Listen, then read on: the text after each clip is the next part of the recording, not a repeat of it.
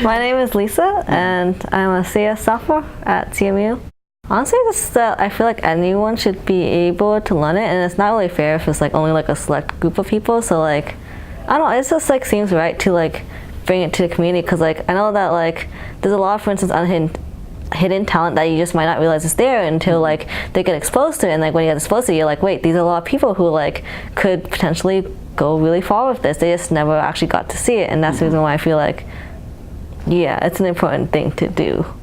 I just guess that like people shouldn't be scared of it. In the end, it's just kind of like tools. It's kind of like it's like kind of like a part of life now, especially because it's kind of part of everything. So like it's just some like pieces in like your computer or like in like code, or like it's kind of just like a part of life that's probably going to be a part of life from like now on.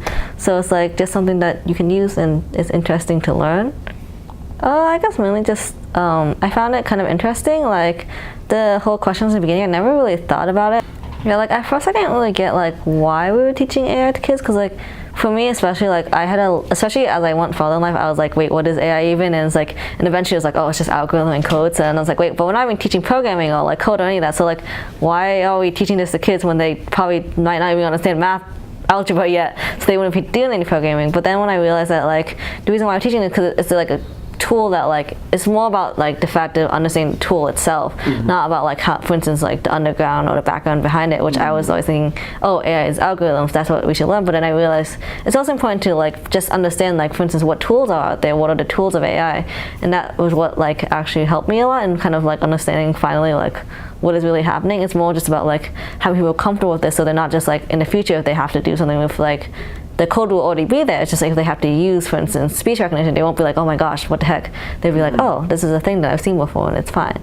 So like I don't think you need to be interested in CS to like want to learn. It's just like another topic that like it would be good to just kind of like have a base knowledge. Kind of like we learn about like kind of like history, we learn about like math, we learn about all these things. So like you don't need to really say be interested in computer science, and like it just might be useful to at least understand like, hey, like facial recognition, computer vision, all this stuff are things that might just become like regular everyday occurrences. It might just become like another tool, kind of like a computer. Like this just might just be something that's automatically on your computer. So like it's useful to just know about it, even if you don't necessarily want to learn the specific background behind it. Honestly, I don't even want to learn all the details about it, because I know how annoying and hectic it can be to go through code.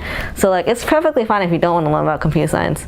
Just it's still helpful to at least understand like, hey, this is a thing that exists, and not just be like, wait, that's a thing now? I thought that was a thing for 50 years in the future. Because yeah.